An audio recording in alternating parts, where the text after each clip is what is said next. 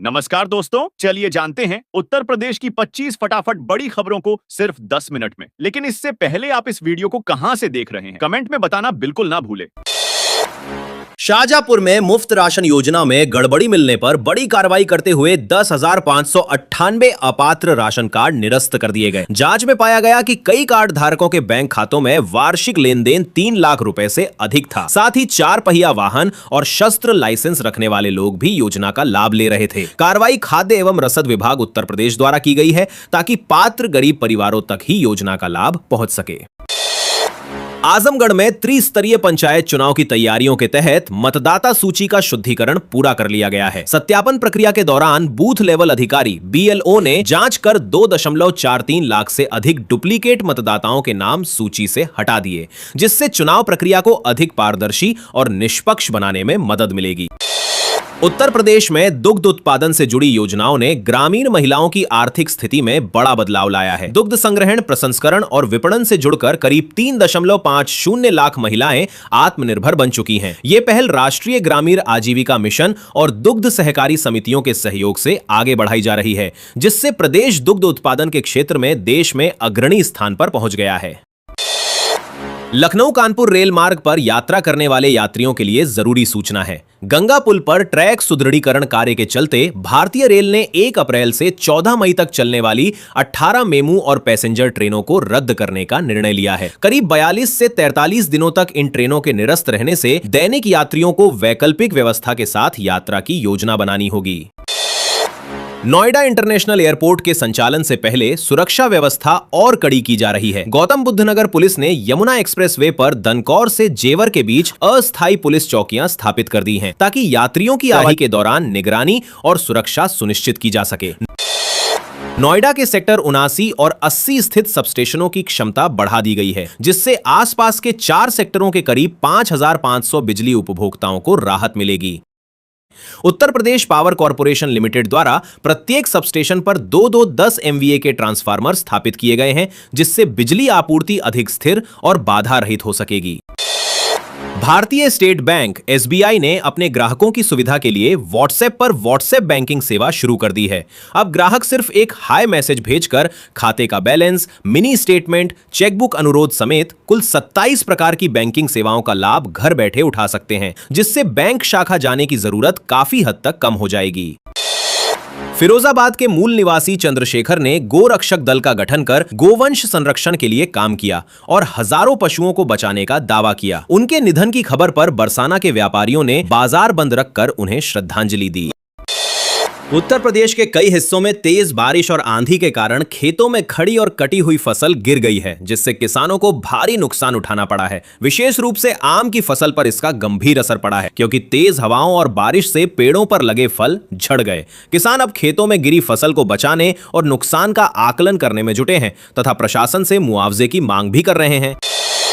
मोहन यादव ने उज्जैन महाकुंभ 2028 की तैयारियों की सफलता के लिए संत स्वामी अड़गड़ानंद से आशीर्वाद लिया। यह भेंट उज्जैन में हुई, जहां आगामी महाकुंभ को लेकर प्रशासनिक और धार्मिक स्तर पर तैयारियां तेज की जा रही हैं। उत्तर प्रदेश ने प्रधानमंत्री सूक्ष्म खाद्य उद्योग उन्नयन योजना के क्रियान्वयन में देश भर में पहला स्थान हासिल किया है। योजना के तहत अब तक 7,340 प्रस्ताव स्वीकृत किए जा चुके हैं और 2,000 करोड़ रुपए से अधिक के टर्म लोन जारी किए गए हैं, जिससे सूक्ष्म खाद्य प्रसंस्करण इकाइयों को विस्तार और आधुनिक तकनीक अपनाने में मदद मिली है। उत्तर प्रदेश में किसानों की सुविधा के लिए उर्वरक वितरण व्यवस्था को डिजिटल बनाया जा रहा है। अब किसान ऑनलाइन बुकिंग के माध्यम से खाद ऑर्डर कर सकेंगे और उन्हें घर तक डिलीवरी की सुविधा मिलेगी, जिससे लंबी कतारों में लगने की जरूरत नहीं पड़ेगी। इस नई व्यवस्था को लागू करने में उत्तर प्रदेश कृषि विभाग और सहकारी समितियों की अहम भूमिका रहेगी, ताकि समय पर और पारदर्शी तरीके से खाद की आपूर्ति सुनिश्चित की जा सके।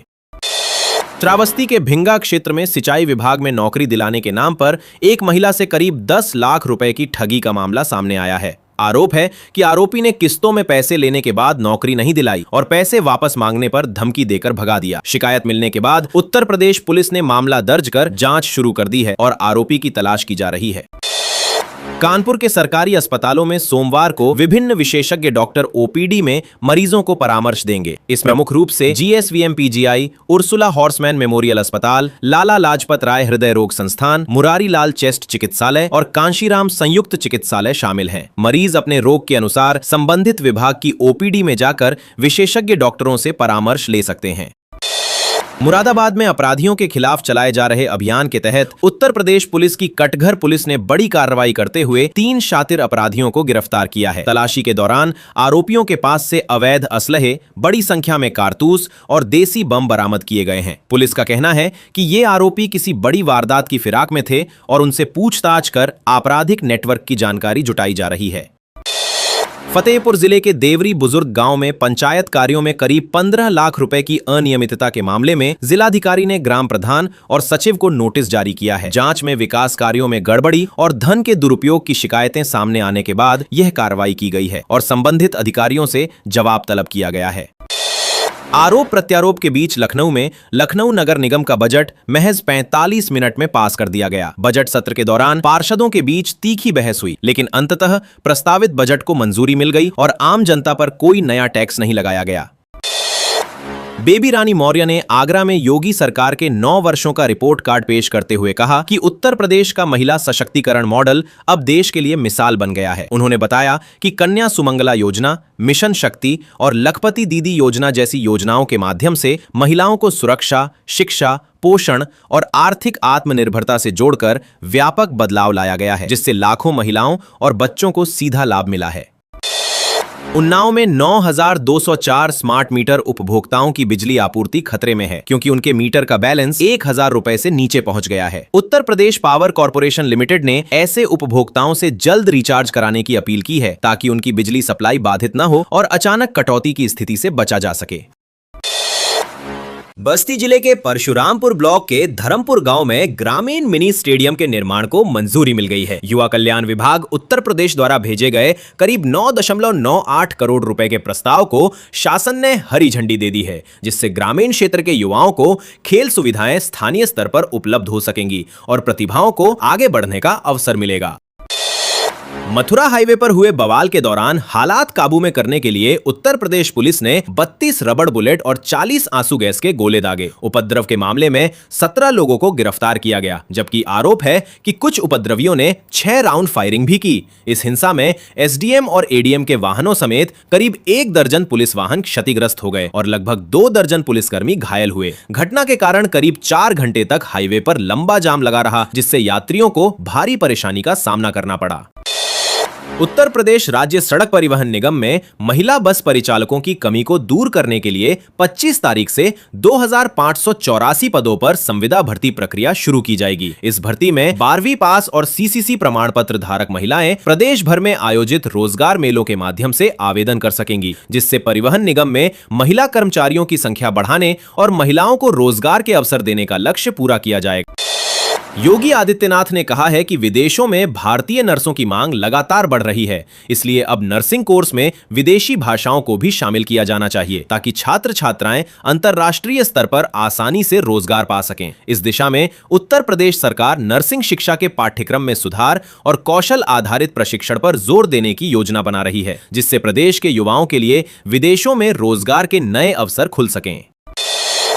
आगरा में मेयर और नगरायुक्त के बीच 9 करोड़ रुपए के कथित गबन को लेकर विवाद बढ़ गया है और मामला अब मुख्यमंत्री योगी आदित्यनाथ तक पहुंच गया है। मेयर ने ई टेंडरिंग की जगह ऑफलाइन टेंडर प्रक्रिया अपनाने पर सवाल उठाते हुए थर्ड पार्टी जांच की मांग की है, जबकि आगरा नगर निगम प्रशासन ने सभी आरोपों को निराधार बताया है। सिद्धार्थनगर में पुलिस ने एक बस कंडक्टर को करीब 7 लाख रुपए नकद के साथ गिरफ्तार किया है। आरोप है कि वह यात्रियों से टिकट के नाम पर वसूला गया पैसा लेकर फरार होने की कोशिश कर रहा था। उत्तर प्रदेश पुलिस ने उसे हिरासत में लेकर मामले की जांच शुरू कर दी है और रकम की गणना व यात्रियों से पूछताछ की जा रही है। उत्तर प्रदेश में 9.48 करोड़ रुपए की लागत से 6 सड़कों का निर्माण कराया जाएगा, जिसके लिए पहली किस्त के रूप में 44.27 लाख रुपए जारी कर दिए गए हैं। सरकार का कहना है कि इन सड़कों के बनने से ग्रामीण इलाकों में आवागमन बेहतर होगा और स्थानीय लोगों को परिवहन तथा व्यापार में सीधा लाभ मिलेगा। यूपी कॉलेज के छात्र सूर्य की हत्या के बाद कैंपस में हुई तोड़फोड़ के मामले में प्राचार्य ने अज्ञात छात्रों के खिलाफ मुकदमा दर्ज कराया है। कॉलेज प्रशासन का कहना है कि हिंसा और संपत्ति को नुकसान पहुंचाने वालों की पहचान कर उनके खिलाफ सख्त कार्रवाई की जाएगी, जबकि घटना के बाद परिसर में सुरक्षा भी बढ़ा दी गई है। सिद्धार्थनगर में करीब 7,000 गैस उपभोक्ताओं की केवाईसी पूरी न होने से रसोई गैस बुकिंग प्रभावित हो रही है, जिससे लोगों को सिलेंडर लेने में भारी परेशानी का सामना करना पड़ रहा है। इंडियन ऑयल कॉरपोरेशन और अन्य गैस एजेंसियों ने उपभोक्ताओं से जल्द केवाईसी अपडेट कराने की अपील की है, ताकि बिना रुकावट गैस आपूर्ति सुनिश्चित की जा सके। योगी आदित्यनाथ ने नरेंद्र मोदी को देश में सबसे लंबे समय तक शासन प्रमुख रहने पर बधाई दी है। उन्होंने कहा कि मोदी के नेतृत्व में भारत ने वैश्विक स्तर पर नई पहचान बनाई है और उनके कार्यकाल में विकास, सुशासन और जन कल्याण की कई महत्वपूर्ण योजनाएं लागू की गईं, जिनका लाभ करोड़ों लोगों तक पहुंचा है। अमेठी के आंगनबाड़ी केंद्रों में बच्चों की पढ़ाई के प्रति रुचि बढ़ाने के लिए मिनी लाइब्रेरी स्थापित की जाएंगी। प्रत्येक केंद्र पर करीब 150 रंगीन किताबें उपलब्ध कराई जाएंगी और उन्हें एलईडी लाइट, आधुनिक फर्नीचर व प्री स्कूल किट से सुसज्जित किया जाएगा। इस पहल का उद्देश्य छोटे बच्चों के सर्वांगीण विकास और प्रारंभिक शिक्षा को मजबूत बनाना है, जिसे महिला एवं बाल विकास विभाग द्वारा लागू किया जा रहा है। प्रयागराज में मतदाता सूची पुनरीक्षण के दौरान जारी किए गए 10.62 लाख नोटिसों की सुनवाई पूरी कर ली गई है। अब प्रशासन अंतिम मतदाता सूची के प्रकाशन की तैयारी कर रहा है, जिससे आगामी चुनाव प्रक्रिया को समय पर और व्यवस्थित तरीके से आगे बढ़ाया जा सके। कायमगंज में फर्जी फर्मों और ई वे बिल के जरिए करीब 1.68 करोड़ रुपए की जीएसटी चोरी का मामला सामने आया है। जांच के बाद उत्तर प्रदेश पुलिस ने ट्रांसपोर्टर और फर्जी व्यापारियों समेत 25 लोगों के खिलाफ मुकदमा दर्ज किया है, जबकि मुख्य आरोपी अरबाज अली, फैसल और अमन फैसल को गिरफ्तार कर लिया गया है। अधिकारियों के अनुसार यह संगठित नेटवर्क बनाकर फर्जी लेन देन दिखाकर कर चोरी की जा रही थी, जिसकी आगे भी जांच जारी है। उत्तर प्रदेश में किसानों को एक ही स्थान पर बीज, उर्वरक, कृषि सलाह और प्रशिक्षण जैसी सुविधाएं उपलब्ध कराने के लिए 22 किसान कल्याण केंद्र बनाए जाने की योजना है। इन केंद्रों के निर्माण पर करीब 26.62 करोड़ रुपए खर्च किए जाएंगे, जिनमें से 7 केंद्रों के निर्माण प्रस्ताव को स्वीकृति के लिए शासन को भेज दिया गया है। इस पहल का उद्देश्य किसानों को आधुनिक कृषि सेवाएं सुलभ कराना और उनकी आय बढ़ाने में मदद करना है। भारतीय जनता पार्टी ने आगामी उत्तर प्रदेश चुनावों से पहले अपनी नई टीम का गठन कर जातीय और क्षेत्रीय समीकरणों को साधने की रणनीति अपनाई है। पार्टी नेतृत्व ने संगठन में विभिन्न वर्गों और क्षेत्रों के नेताओं को शामिल कर सामाजिक संतुलन बनाने की कोशिश की है, जिसे राजनीतिक विश्लेषक चुनावी दृष्टि से एक अहम कदम मान रहे हैं। दारा सिंह चौहान ने दीक्षांत परेड की सलामी लेकर नए जेल अधिकारियों को नियुक्ति के लिए रवाना किया। इस बैच में कुल 119 अधिकारी शामिल हैं, जिनमें से 74 को उत्तर प्रदेश और 41 को उत्तराखंड की जेलों में तैनात किया जाएगा। यह नियुक्तियां कारागार विभाग में स्टाफ की कमी दूर करने और सुरक्षा व्यवस्था को मजबूत करने की दिशा में अहम मानी जा रही हैं। बाबा रामदेव ने मऊ में आयोजित कार्यक्रम में भारतीय शिक्षा बोर्ड को देश की शिक्षा व्यवस्था के लिए नई दिशा देने वाला कदम बताया। उन्होंने कहा कि मऊ में बोर्ड से संबद्ध पहला विद्यालय शुरू हो चुका है और आने वाले समय में 25 और स्कूल खोले जाने की योजना है। कार्यक्रम के दौरान उन्होंने अंतर्राष्ट्रीय मुद्दों, विशेषकर इजरायल-ईरान युद्ध पर भी अपनी टिप्पणी दी। मथुरा में जन्मभूमि मार्ग पर बढ़ते ट्रैफिक दबाव को कम करने के लिए करीब 40 करोड़ रुपए की लागत से मल्टी लेवल पार्किंग बनाई जाएगी। इस परियोजना से तीर्थयात्रियों और स्थानीय लोगों को पार्किंग की बेहतर सुविधा मिलेगी और प्रमुख मार्गों पर जाम की समस्या में भी राहत मिलने की उम्मीद है। छात्रों द्वारा विकसित किया गया द शैडो ऐप बेटियों की सुरक्षा को ध्यान में रखते हुए तैयार किया गया है। इस ऐप की खासियत यह है कि आपात स्थिति में यह उपयोगकर्ता की लोकेशन और अलर्ट संदेश परिवार या भरोसेमंद संपर्कों तक तुरंत पहुंचा देता है, जिससे जरूरत पड़ने पर तुरंत मदद मिल सके और उपयोगकर्ता को हर समय सुरक्षा का एहसास बना रहे। एक बेटे ने अपने पिता के संकल्प को पूरा करते हुए 21 कन्याओं की शादी के लिए आर्थिक सहायता प्रदान की। इस सामाजिक पहल के तहत प्रत्येक कन्या को 1.21 लाख रुपए का चेक दिया गया, जिससे उनके विवाह की तैयारियों में मदद मिल सके। इस कदम की स्थानीय स्तर पर सराहना की जा रही है और इसे समाज के लिए प्रेरणादायक उदाहरण माना जा रहा है, जहां परिवार ने मिलकर जरूरतमंद बेटियों के विवाह का जिम्मा उठाया।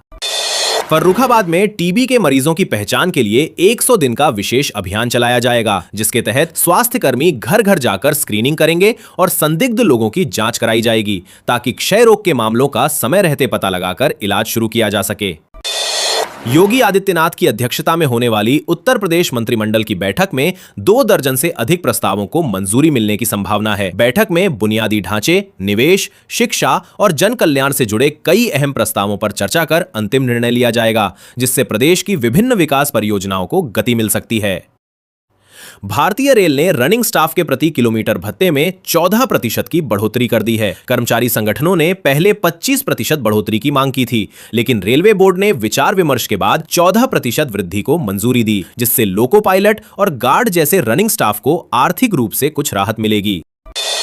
वाराणसी में आंचलिक मेधाओं के लिए आयोजित कौशल विकास कार्यशाला में युवाओं को रोजगार से जुड़ी व्यावहारिक जानकारी और प्रशिक्षण दिया गया। इस कार्यशाला का उद्देश्य स्थानीय प्रतिभाओं को उनकी योग्यता के अनुसार कौशल प्रदान कर उन्हें स्वरोजगार और नौकरी के बेहतर अवसर उपलब्ध कराना था, जिससे युवाओं के लिए रोजगार की राह और सरल हो सके।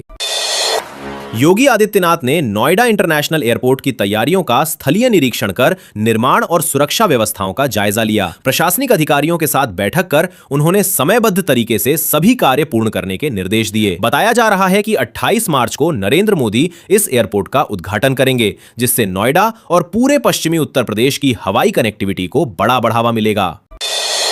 बेसिक शिक्षा विभाग उत्तर प्रदेश से जुड़े 2.25 करोड़ रुपए की कथित रिश्वत मांगने के मामले में तत्कालीन बीएसए से पुलिस पूछताछ कर सकती है। मामले में जिला समन्वयक का मोबाइल बंद बताया जा रहा है और वह फरार है, जिसकी तलाश में पुलिस टीमें जुटी हुई हैं। जांच के आधार पर आगे कानूनी कार्रवाई की जाएगी। आगरा में मतदाता सूची पुनरीक्षण के तहत 27 तारीख के बाद भी नए वोटर बनाए जा सकेंगे, लेकिन उनका नाम विशेष गहन पुनरीक्षण स्पेशल इंटेंसिव रिवीजन SIR की सूची में शामिल नहीं किया जाएगा। ऐसे मतदाताओं का नाम बाद की अनुपूरक सूची में जोड़ा जाएगा, जिससे वे आगामी चुनावों में मतदान कर सकेंगे। अखिलेश यादव ने घोषणा की है कि सत्ता में आने पर समाजवादी पार्टी फिर से समाजवादी पेंशन योजना लागू करेगी और पात्र महिलाओं को सालाना 40,000 रुपए तक की आर्थिक सहायता दी जाएगी। उन्होंने कहा कि यह योजना महिलाओं को आर्थिक रूप से सशक्त बनाने और परिवारों को सामाजिक सुरक्षा देने के उद्देश्य से दोबारा शुरू की जाएगी। यह बयान उत्तर प्रदेश की राजनीति में एक बड़े चुनावी वादे के रूप में देखा जा रहा है।